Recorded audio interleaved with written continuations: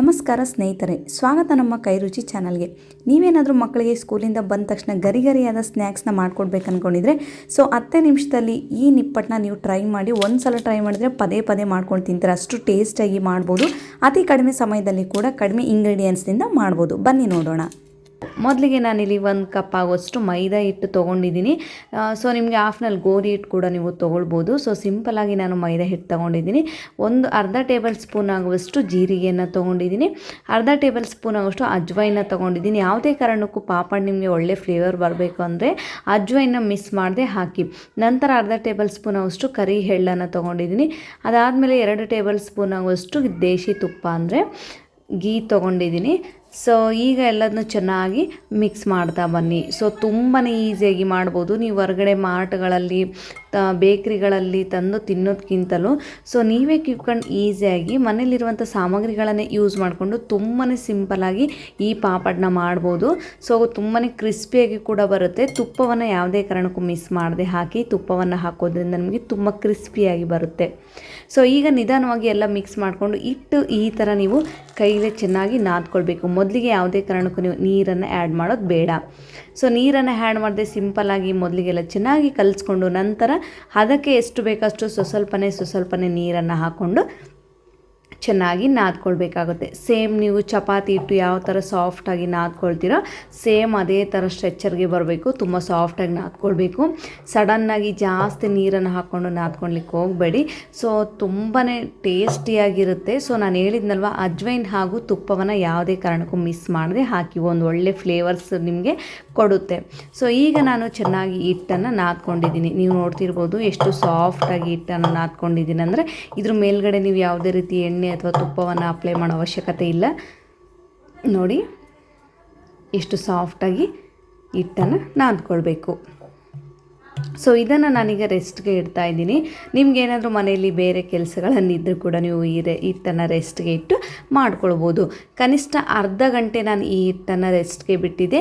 ನಂತರ ಹಿಟ್ಟನ್ನು ಒಂದು ಸಲ ಚೆನ್ನಾಗಿ ನಾದ್ಕೊಂಡು 2 ಪಾರ್ಟ್ಸ್ನ ಮಾಡ್ಕೊಂಡಿದ್ದೀನಿ. ನೀವು ಬೇಕಿದ್ರೆ ಒಂದು ಹಿಟ್ಟಲ್ಲಿ ಕಂಪ್ಲೀಟಾಗಿ ಒಂದು ಪೂರ್ತಿ ಬಿಗ್ ಸೈಜ್ ಹಿಟ್ಟಲ್ಲಿ 3 ಪಾರ್ಟ್ಸ್ ಕೂಡ ಮಾಡ್ಕೊಳ್ಬೋದು. ನೀವು ಯಾವ ಥರ ಮಾಡ್ತೀರೋ ಅದ್ರ ಮೇಲೆ ಡಿಪೆಂಡ್ ಆಗಿರುತ್ತೆ.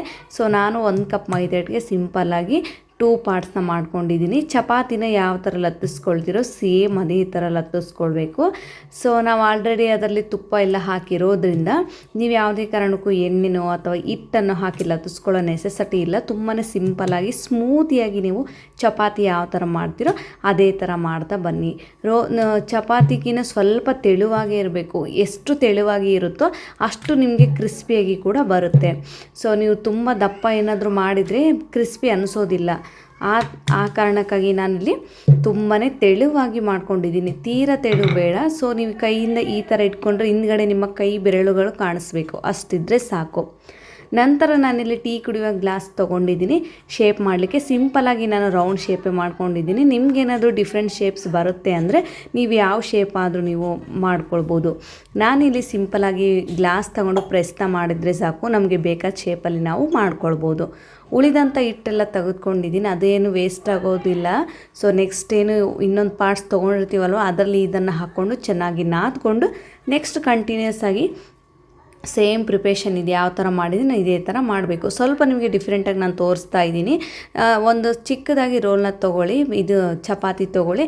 ಅದ್ರ ಮೇಲೆ ಸೆಂಟ್ರಲ್ಲಿ ಅಷ್ಟೇ ಒಂದು ಸ್ವಲ್ಪ ಕೈಗೆ ನೀರನ್ನು ಹಚ್ಕೊಂಡು ಸೆಂಟ್ರ್ ನೀವು ಈ ಥರ ಅಂತ ಬರಬೇಕು. ಒಂದು ಲೈನ್ಸನ್ನು ಹಾಕಿ ಅಷ್ಟೇ. ನೋಡಿ, ನೀರಿಂದ ಚಿಕ್ಕದಾಗಿ ಒಂದು ಲೈನ್ಸನ್ನು ಹಾಕಿ ನೆಕ್ಸ್ಟ್ ಅದ್ರ ಮೇಲೆ ಮತ್ತೊಂದು ರೋಲ್ನ ಅಪ್ಲೈ ಮಾಡಿ. ನೋಡಿ ಈ ಥರ ಇಡಿ.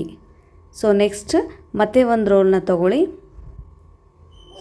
ಈಗ ನೆಕ್ಸ್ಟ್ ಒಂದು ಲೈನ್ನ ನೀವು ನೀರಿನಿಂದ ಚೆನ್ನಾಗಿ ಕೈಯನ್ನು ಹದ್ಕೊಂಡು ಹಿಂಗೆ ಸಾಫ್ಟಾಗಿ ಅಪ್ಲೈ ಮಾಡಿಕೊಂಡು ನೆಕ್ಸ್ಟ್ ನಾನಿಲ್ಲಿ ಗೋಬಿ ಸ್ಟಿಕ್ನ ತೊಗೊಂಡಿದ್ದೀನಿ. ನಿಮಗೇನಾದರೂ ಮನೇಲಿ ಆಲೂ ಫ್ರೈ ಮಾಡೋ ಸ್ಟಿಕ್ಸ್ ಏನಾದರೂ ಇದ್ದರೆ ತೊಗೊಳ್ಬೋದು.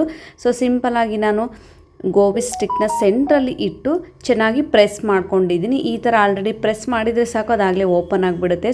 ಈ ಕಾರಣಕ್ಕೆ ಚೆನ್ನಾಗಿ ನೀರನ್ನು ಹಚ್ಕೊಳ್ಬೇಕು ನೀವು. ಲೇಯರ್ ಸ್ಟೆಪ್ ಅದಾಗಲೇ ಓಪನ್ ಆಗಿಬಿಡುತ್ತೆ. ನೋಡಿ ಈ ಥರ. ಮಕ್ಕಳಿಗೆ ಒಂದೇ ಥರ ಪಾಪಡ್ಸ್ ತಿಂದು ಬೇಜಾರಾಗಿರ್ತದೆ, ಬರೀ ರೌಂಡ್ ಶೇಪಲ್ಲೇ ತಿಂದು ಬೇಜಾರಾಗಿದ್ದರೆ ಈ ಥರ ಸ್ವಲ್ಪ ಡಿಫ್ರೆಂಟಾಗಿ ಅವರಿಗೆ ನೀವು ಮಾಡಿಕೊಡಿ. ನೋಡಿ ಈ ಥರ ಅದು ಲೇಯರ್ಸ್ ಒಂದು ಸಲ ನೀವು ಓಪನ್ ಮಾಡಿ ನೆಕ್ಸ್ಟು ಎಣ್ಣೆಯಲ್ಲಿ ಫ್ರೈ ಮಾಡ್ಕೊಳ್ಬೇಕಾಗುತ್ತೆ. ಸೊ ನೋಡಿ ಈ ಥರ ಉಳಿದೆಲ್ಲ ಕೂಡ ನಾನು ಸ್ವಲ್ಪ ಡಿಫ್ರೆಂಟಾಗಿ 2 ಟೈಪ್ಸಲ್ಲಿ ಮಾಡಿದ್ದೀನಿ ಅಷ್ಟೇ.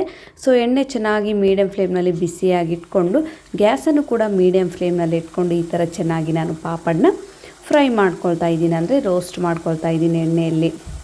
ಸೊ ನೀವೇನಾದರೂ ಖಂಡಿತವಾಗ್ಲೂ ಮನೇಲಿ ಟ್ರೈ ಮಾಡಿಲ್ಲ ಅಂದರೆ ತುಂಬಾ ಈಸಿಯಾಗಿ ಮಾಡ್ಬೋದು. ಸೊ ನೀವು ಹೊರಗಡೆ ಏನಾದರೂ ತರಬೇಕು ಅನ್ನೋ ನೆಸೆಸಿಟಿ ಇಲ್ವಲ್ಲ, ಸೊ ಮನೇಲಿರುವ ಸಾಮಗ್ರಿಗಳನ್ನು ಯೂಸ್ ಮಾಡ್ಕೊಂಡು ಮಾಡ್ಬೋದು.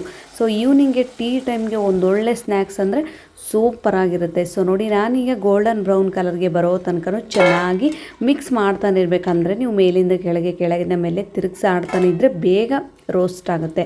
ಸೊ ಆ ರೌಂಡ್ ಶೇಪಲ್ಲಿ ಪಾಪಡನ್ನ ಒಂದು ಸಲ ಫ್ರೈ ಮಾಡಿಕೊಂಡೆ. ನೆಕ್ಸ್ಟ್ ಸ್ವಲ್ಪ ಡಿಫ್ರೆಂಟ್ ಶೇಪಲ್ಲಿ ಏನು ಲೇಯರ್ಸಲ್ಲಿ ಮಾಡಿದ್ವಲ್ವ, ಸೊ ಅದನ್ನು ಕೂಡ ಈಗ ಫ್ರೈ ಮಾಡ್ಕೊಳ್ತಾ ಇದ್ದೀನಿ. ನೀವು ನೋಡ್ತಿರ್ಬೋದು ಎಣ್ಣೆಯಲ್ಲಿ ಹಾಕಿದ ತಕ್ಷಣ ಲೇಯರ್ಸಲ್ಲಿ ಎಷ್ಟು ಚೆನ್ನಾಗಿ ಓಪನ್ ಆಗ್ತಿದೆ ಅಂತ. ಸೊ ಇದೇ ರೀಸನ್ಗೆ ನಾನು ಏನು ಹೇಳಿದೆ ನಿಮಗೆ, ಜಾಸ್ತಿ ದಪ್ಪ ಏನಾದರೂ ಮಾಡಿಕೊಂಡ್ರೆ ತಿನ್ನಲಿಕ್ಕೆ ತುಂಬ ಒಂಥರ ಏನೋ ಇಂಟ್ರೆಸ್ಟ್ ಇರೋದಿಲ್ಲ. ಸೊ ತೆಳುವಾಗಿ ನೀವು ಮಾಡಿಕೊಂಡ್ರೆ ತಿನ್ನುವಾಗ ತುಂಬಾ ಕ್ರಿಸ್ಪಿಯಾಗಿ ಬರುತ್ತೆ. ಸೊ ನಿಮಗೆ ಚಿಪ್ಸ್ ತಿನ್ನೋರ ಥರನೇ ಫೀಲ್ ಆಗುತ್ತೆ, ಅಷ್ಟು ತೆಳುವಾಗಿ ಮಾಡ್ಕೊಳ್ಬೇಕು ನೀವು, ಸೂಪರಾಗಿರುತ್ತೆ. ಸೊ ಇದನ್ನು ಕೂಡ ಗ್ಯಾಸನ್ನು ಮೀಡಿಯಮ್ ಫ್ಲೇಮ್ನಲ್ಲಿ ಇಟ್ಕೊಂಡು ಈ ಥರ ಮಿಕ್ಸ್ ಮಾಡ್ತಾನೆ ಬಂದರೆ ಎಲ್ಲ ಕಡೆಯೂ ಬೇಗ ಚೆನ್ನಾಗಿ ರೋಸ್ಟ್ ಆಗುತ್ತೆ. ಸೊ ಗ್ಯಾಸನ್ನು ಲೋ ಫ್ಲೇಮಲ್ಲಿ ಇಟ್ಕೊಂಡು same as it is golden brown ಕಲರ್ಗೆ ಬರೋ ತನಕ ನಾನು ಈ ಥರ ರೋಸ್ಟ್ ಮಾಡ್ಕೊಂಡಿದ್ದೀನಿ. ಖಂಡಿತವಾಗ್ಲೂ ನೀವೇನಾದರೂ ಟ್ರೈ ಮಾಡಿಲ್ಲ ಅಂದರೆ ಮನೇಲಿ ಮಕ್ಕಳು ಸ್ಕೂಲಿಗೆ ಹೋದಾಗ ಬಂದ ತಕ್ಷಣ ಅವರಿಗೆ ಈವ್ನಿಂಗ್ ಸ್ನ್ಯಾಕ್ಸ್ಗೆ ಈ ಪಾಪಡನ್ನ ಮಾಡಿಕೊಡಿ, ತುಂಬಾ ಇಷ್ಟಪಟ್ಟು ತಿಂತಾರೆ, ತುಂಬ ಟೇಸ್ಟಿ ಕೂಡ ಆಗುತ್ತೆ. ಸೊ ಈಗ ಗೋಲ್ಡನ್ ಬ್ರೌನ್ ಕಲರ್ಗೆ ಬಂದ ತಕ್ಷಣ ನಾನು ಒಂದು ಪ್ಲೇಟ್ಗೆ ಹಾಕ್ಕೊಳ್ತಾ ಇದ್ದೀನಿ. ಸೊ ನೀವೇನಾದರೂ ಬೇರೆ ಏನಾದರೂ ಸ್ನ್ಯಾಕ್ಸ್ನ ಟ್ರೈ ಮಾಡಿದರೆ ನನಗೆ ಕಾಮೆಂಟ್ ಮೂಲಕ ತಿಳಿಸಿ. ಸೊ ಈ ಸ್ನ್ಯಾಕ್ಸ್ನ ಕೂಡ ಒಂದು ಸಲ ಟ್ರೈ ಮಾಡಿ ಹೇಗಿತ್ತು ಅಂತ ನನಗೆ ನೀವು ಕಾಮೆಂಟ್ ಮೂಲಕ ತಿಳಿಸೋದನ್ನು ಮಾತ್ರ ಮರಿಬೇಡಿ. ಸೊ ನೀವೇನಾದರೂ ನನ್ನ ಚಾನಲ್ನ ಹೊಸದಾಗಿ ನೋಡ್ತಿದ್ದರೆ ದಯವಿಟ್ಟು ನನ್ನ ಚಾನಲ್ಗೆ ಲೈಕ್ ಮಾಡಿ, ಶೇರ್ ಮಾಡಿ ಹಾಗೂ ಸಬ್ಸ್ಕ್ರೈಬ್ ಮಾಡಿ. ಸೊ ನೋಡಿ ಈಗ ನಾನು ಒಂದು ಬೌಲ್ಗೆ ಹಾಕಿ ತೋರಿಸ್ತಾ ಇದ್ದೀನಿ ಎಷ್ಟು ಕ್ರಿಸ್ಪಿಯಾಗಿ ಬಂದಿದೆ ಅಂತ. ನೀವು ಬೇಕಿದ್ರೆ ನಮಗೆ ಸ್ವಲ್ಪ ಸ್ಪೈಸಿಯಾಗಿ ಬೇಕು ಅನ್ನೋರು ಸೊ ಸಿಂಪಲಾಗಿ ಪಾಪಡ ಒಂದು ಪ್ಲೇಟ್ಗೆ ಟ್ರಾನ್ಸ್ಫರ್ ಮಾಡಿಕೊಂಡು ಅದ್ರ ಮೇಲೆ ಉಪ್ಪು ಖಾರ ಸ್ವಲ್ಪ ನಿಂಬೆ ಹಣ್ಣನ್ನು ಹಾಕ್ಕೊಂಡು ಕೂಡ ತಿನ್ಬೋದು, ಇನ್ನೂ ಟೇಸ್ಟಿಯಾಗಿರುತ್ತೆ. ಬಟ್ ಮಕ್ಕಳು ಆ ಥರ ಇಷ್ಟಪಡೋದಿಲ್ಲ, ಸಿಂಪಲಾಗಿ ಈ ಥರ ಕೊಟ್ಟರೆ ತಿಂತಾರೆ. ಸೊ ನೋಡಿ ಎಷ್ಟು ಕ್ರಿಸ್ಪಿಯಾಗಿ ಬಂದಿದೆ ಅಂತ. ಸೊ ಈ ವಿಡಿಯೋ ಇಷ್ಟ ಆಗಿದ್ರೆ ಲೈಕ್ ಮಾಡಿ, ಸಬ್ಸ್ಕ್ರೈಬ್ ಮಾಡೋದನ್ನು ಮಾತ್ರ ಮರಿಬೇಡಿ. Thank you.